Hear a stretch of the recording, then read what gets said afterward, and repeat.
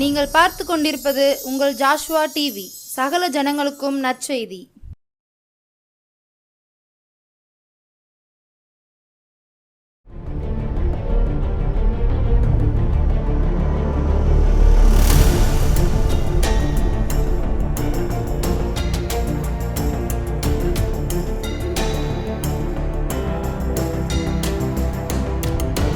கிறிஸ்துவுக்குள் பிரியமானவர்களே, ஆண்டவராகிய இயேசுவின் நாமத்தினாலே உங்களை நான் வாழ்த்துகிறேன்.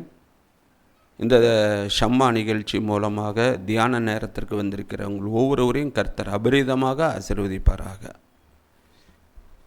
ஒவ்வொரு வியாழக்கிழமையும் இரவு 9 மணிக்கு கர்த்தருடைய வார்த்தை வருகிறது. அதை கேட்டு நீங்கள் ஆசீர்வாதத்தை பெற்றுக்கொள்ளுங்கள்.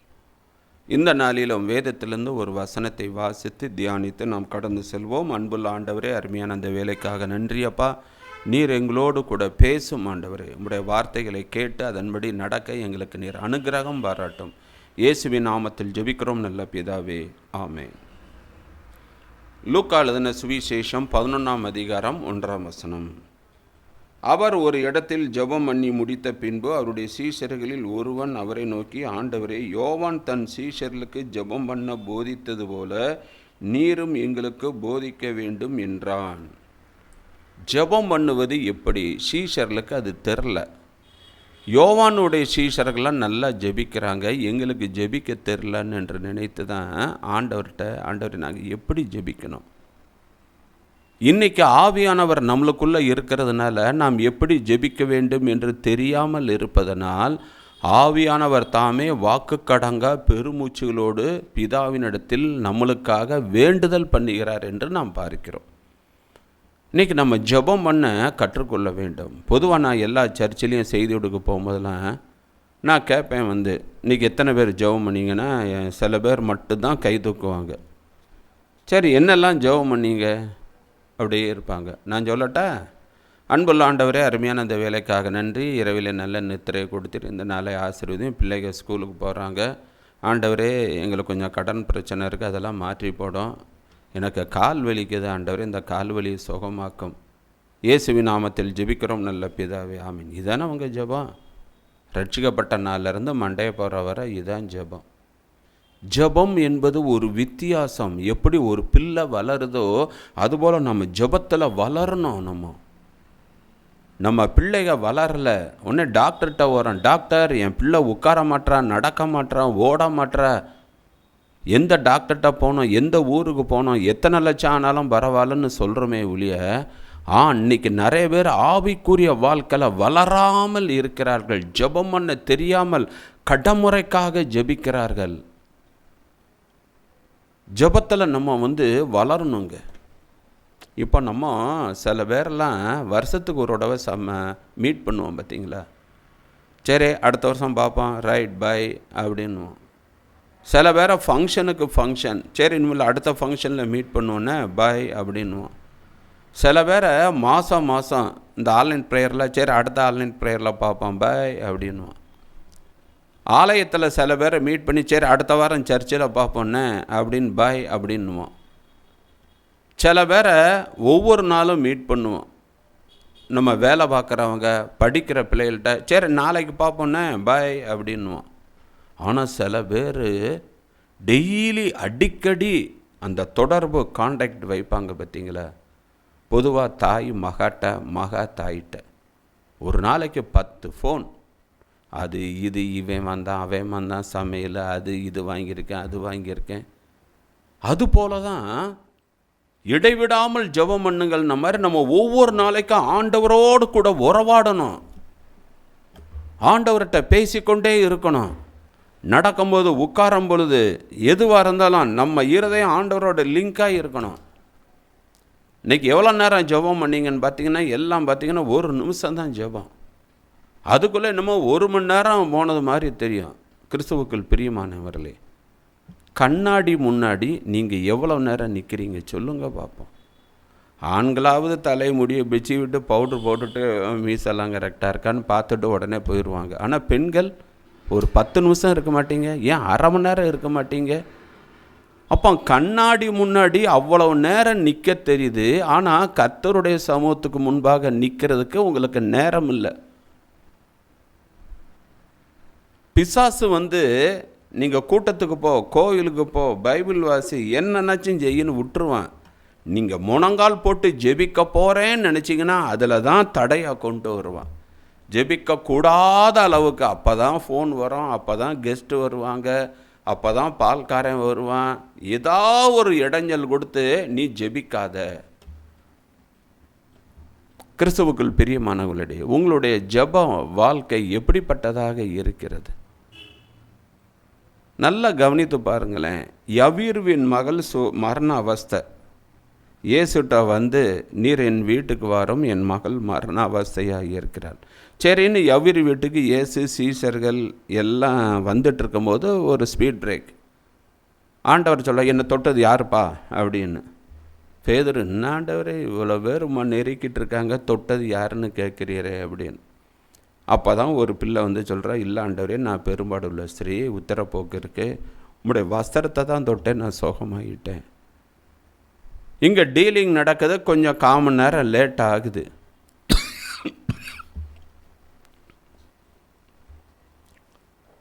யவீரு பார்க்குறான், இந்த பெரும்பாடு உள்ள ஸ்திரீ தொட்ட உடனே சுகமாச்சுன்னா இயேசு என் பிள்ளையும் தொட்டா அவ சுகமாகுவான்னு நினச்சிக்கிட்டு தான் இருக்கான். 2 பேர் யவீரு போதகரை கூட்டு வர வேண்டாம், பிள்ளை செத்து போயிட்டா, இனி ஜெபம் பண்ணி பிரயோஜனம் இல்லை, போதகர் ஜெபம் பண்ணல பிரயோஜனம் இல்லை, இயேசு நோ யூஸ், இடிஞ்சு போய் இருக்கான், அப்படியே என்ன செய்யணும். உடனே ஆண்டவர் அவன் தோல் மேலே கையப்பட்டு, பயப்படாதே, விசுவாசம் உள்ளவனாயிரு. வீட்டுக்கு போகிறாங்க. அந்த பிள்ளை, இறந்த பிள்ளை உயிரோடு எழுந்தது என்று பார்க்கிறோம். உங்களுக்கு தடைகள் வரும், அவிசுவாசமான வார்த்தைகள், சூழ்நிலைகள்லாம் வரும், பயப்படாதீங்க. ஜெபம் பண்ணியிருக்கீங்களே, கர்த்தர் நிச்சயம் உதவி செய்வார். அதைத்தான் இங்கே பார்க்கிறோம்.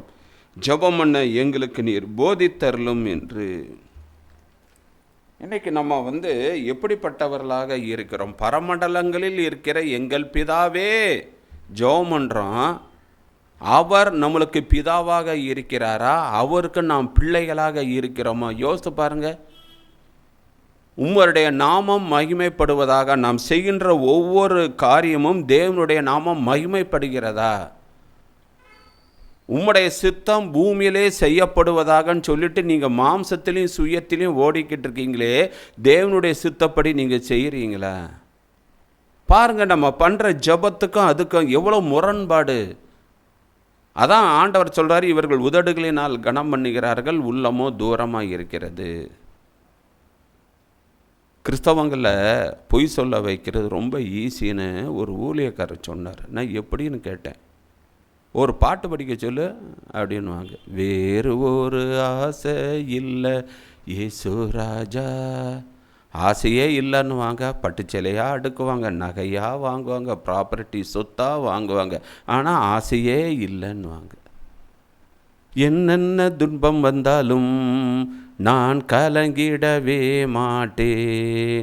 யார் என்ன இங்கே தான் ஒன்று சொன்னாதான் மூஞ்சை தூக்கி வச்சுக்கிறோமே. ஆனால் யார் என்ன சொன்னாலும் சோர்ந்து போக மாட்டேன்.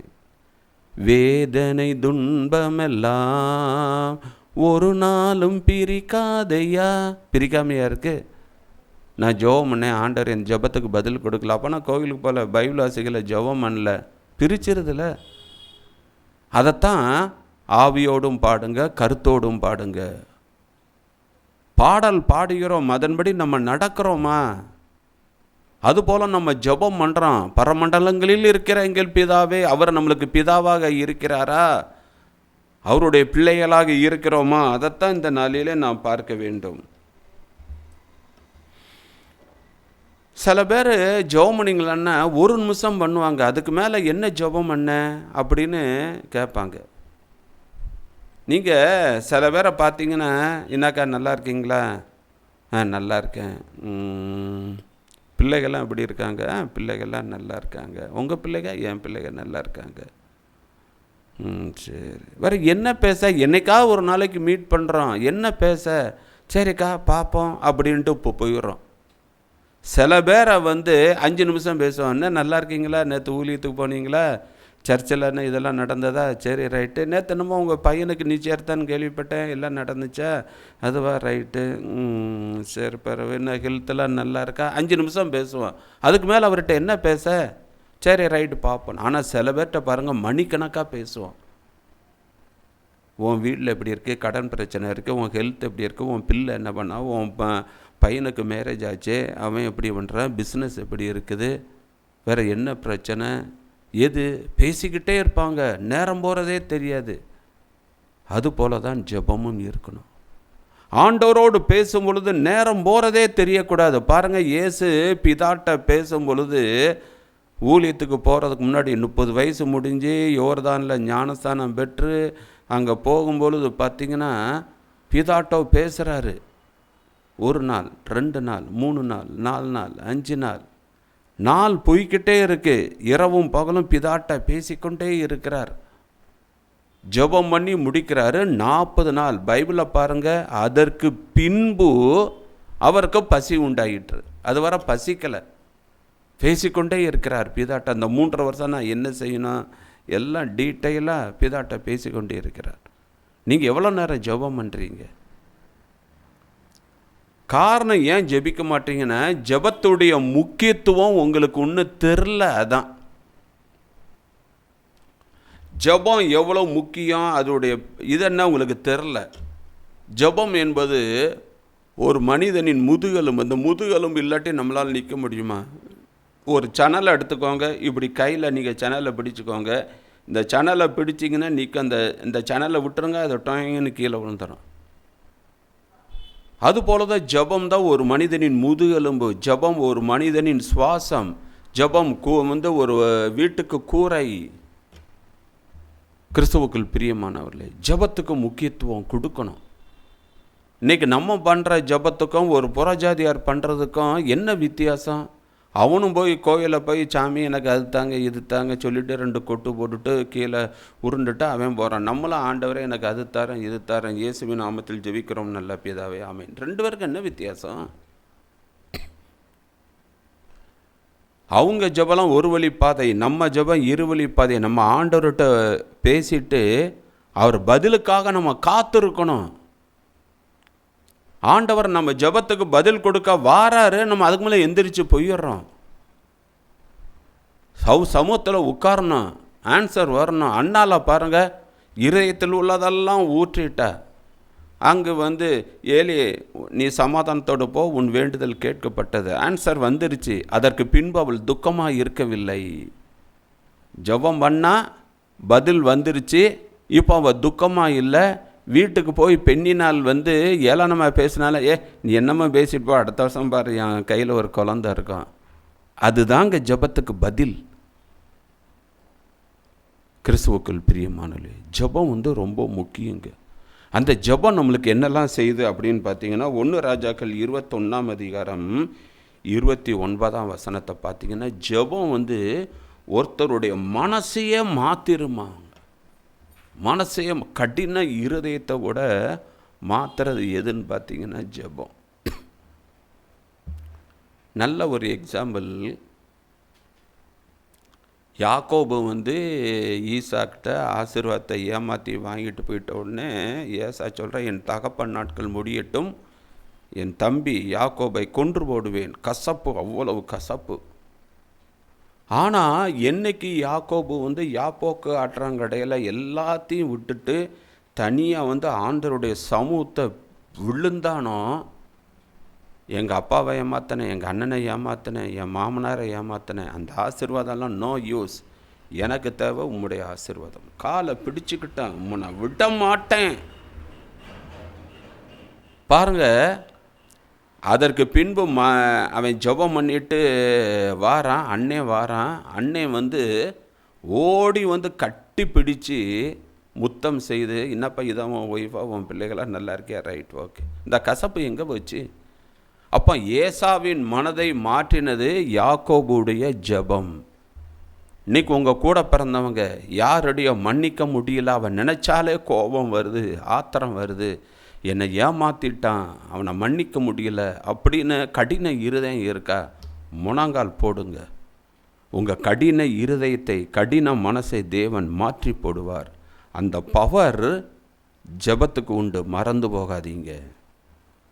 இரண்டாவதாக எசேக்கியேல் 9:4 யாரெல்லாம் தேசத்தில் நடக்கின்ற சகல அருவருப்புகளுக்காக ஜெபிக்கிறாங்களோ அவருடைய நெற்றிலெல்லாம் ஒரு அடையாளம் போடு. ஒரு மைக்கூட ஒரு தேவதூதன் கையில் கொடுத்துட்டாரு ஆண்டவர். இன்னொரு தேவதூதன் கையில் பட்டயம். யாருடைய நெற்றியிலெல்லாம் அடையாளம் இல்லையோ அவங்கெல்லாம் சங்கரிக்கப்பட்டார்கள். அடையாளம் போட்டப்பட்டவர்கள்லாம் பாதுகாக்கப்பட்டார்கள். அப்போ இன்றைக்கி நம்ம கண்ணீரோடு அதைத்தான் சொல்கிறேன். ஆன்லைன் ப்ரேயருக்கு போங்க, ஃபாஸ்டிங் ப்ரேயருக்கு போங்க, வீட்டு ஜபத்து கூட்டத்துக்கெல்லாம் போங்க, மற்றவங்களுக்காக ஜபம் பண்ணுங்க. உங்கள் நெற்றியில் ஒரு அடையாளம் இருக்கும். அந்த அடையாளம் தான் உங்களை பாதுகாக்கும்.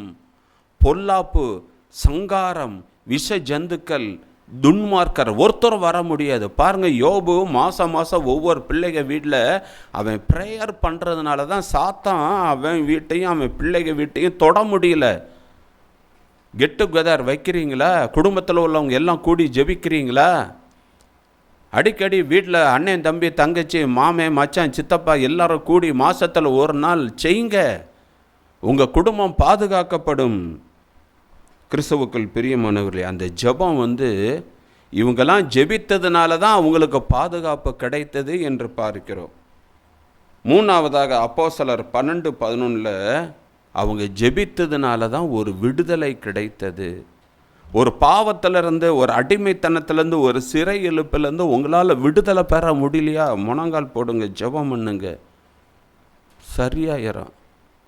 ஒரு டிசிஷன் எடுக்க முடியலையா? இங்கே பவுலுக்கும் பர்னபாவுக்கும் ஒரு சண்டை,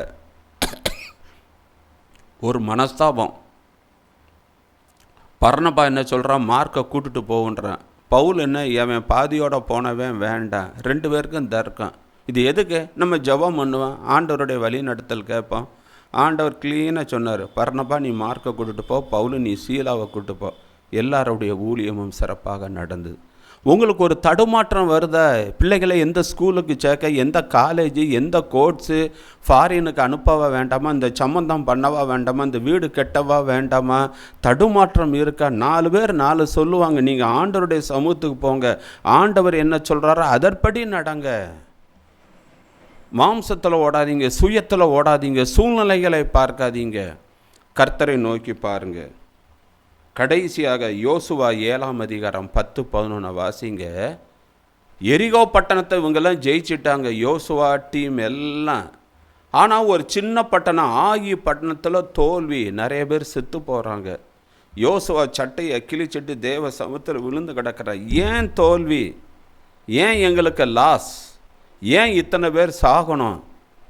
அப்போ அந்த தோல்விக்குரிய காரணத்தை தேவன் அங்கே அவனுக்கு சொல்வதை பார்க்கிறான். அவன் விழுந்து கடந்து ஜெபம் பண்ணுறான். சொல்லுங்கப்பா, சொல்லுங்க, ஏன் எங்களுக்கு தோல்வி? ஆண்டவர் சொல்கிறார், இல்லைப்பா, சாபத்தீடானவைகளெல்லாம் நீ எடுத்து வச்சிருந்த, அதனால தான் உனக்கு.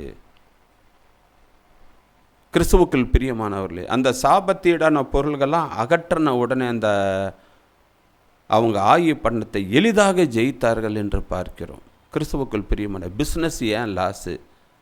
ஏன் திருமண தடைகள்? ஏன் வீடு கட்ட தடைகள்? ஏன் எனக்கு படிப்பே ஏற மாட்டேங்க? எவ்வளோ தான் சம்பாதிச்சாலும் பொத்தலான பையில் போட்ட மாதிரி இருக்குது. அப்போனா இதுக்கு விமோசனமே கிடையாதா? ஏன் அடி மேலே அடி விழுது? இதுக்கெல்லாம் பதில் வேணுமா? தீர்வு வேணுமா? முழங்கால் போடுங்க, ஜெபம் பண்ணுங்க. அதைத்தான் சீஷர்கள் ஆண்டவரே எங்களுக்கு ஜெபம் பண்ண கற்றுத்தாரும், நீங்களும் கேளுங்க. ஆவியானவர் உங்களுக்கு வாக்கு கடங்கா பெருமூச்சுகளோடு உங்களோடு கூட வேண்டுதல் பண்ணுவார். இயேசுவும் உங்களுக்கு உதவி செய்வார், ஆவியானவரும் உதவி செய்வார். அவர் உதவியை நம்ம நாடுவோமா? தலையை தாழ்த்தி ஜெபிப்போம். அன்புள்ள ஆண்டவரே, அருமையான அந்த வேலைக்காக நன்றியப்பா. நாங்கள் எப்படி ஜெபிக்கணும்னு எங்களுக்கு தெரியாமல் இருக்கிறதுனால தான் ஆவியானவரும் நீர் எங்களோடு கூட வேண்டுதல் பண்ணுறீர். ஆண்டவரே, நாங்கள் ஜெபத்துக்கு முக்கியத்துவம் கொடுக்கணும், ஜெபத்துக்கு நேரத்தை ஒதுக்கணும். அந்த ஜெபம் எங்களுக்கு என்னென்னலாம் செய்யுது என்பதை ஆவியானவர் எங்களுக்கு நீர் வேதத்தில் நீர் கற்றுக் கொடுத்தீர் அப்பா. அந்த ஜெபம் ஒருவனின் மனதை மாற்றுகிறது. அந்த ஜெபம் ஒருவனுக்கு பாதுகாப்பை கொடுக்கிறது. ஜெபம் ஒருவனுக்கு விடுதலையை கொடுக்கிறது. ஜெபம் தோல்விக்குரிய காரணத்தை எல்லாம் கொடுக்கிறது. அதுபோல் எங்கள் வாழ்க்கையில் அந்த ஜெபம் அநேக காரியங்களை எங்களுக்கு கற்றுக் கொடுப்பதற்காக நன்றி. இனி வருகின்ற நாட்களிலே நாங்கள் ஜெபத்துக்கு முக்கியத்துவம் கொடுக்க கிருபை தாரும். நீங்கள் அப்படி செய்யப்படுற கிருபைக்காக நன்றி. ஆசீர்வதியும் வழி நடத்தும். இயேசுவின் நாமத்தில் ஜெபிக்கிறோம் நல்ல பிதாவே, ஆமென். கிறிஸ்துவுக்குள் பிரியமானவர்களே, இந்த செய்தி மிகவும் பிரயோஜனம் உள்ளதாக இருக்கும் என்று நான் நினைக்கிறேன். நீங்கள் எங்களுக்காக ஜெபம் பண்ணுங்கள், நாங்களும் உங்களுக்காக ஜெபிக்கிறோம். உங்கள் ஜெப தேவைகள் எங்களுக்கு தெரியப்படுத்தினீர்கள் என்றால் உங்களுக்காக நாங்கள் பாரத்தோடு கருத்தோடு ஜெபிப்போம். கர்த்தர் உங்களை ஆசீர்வதிப்பாராக. God bless you.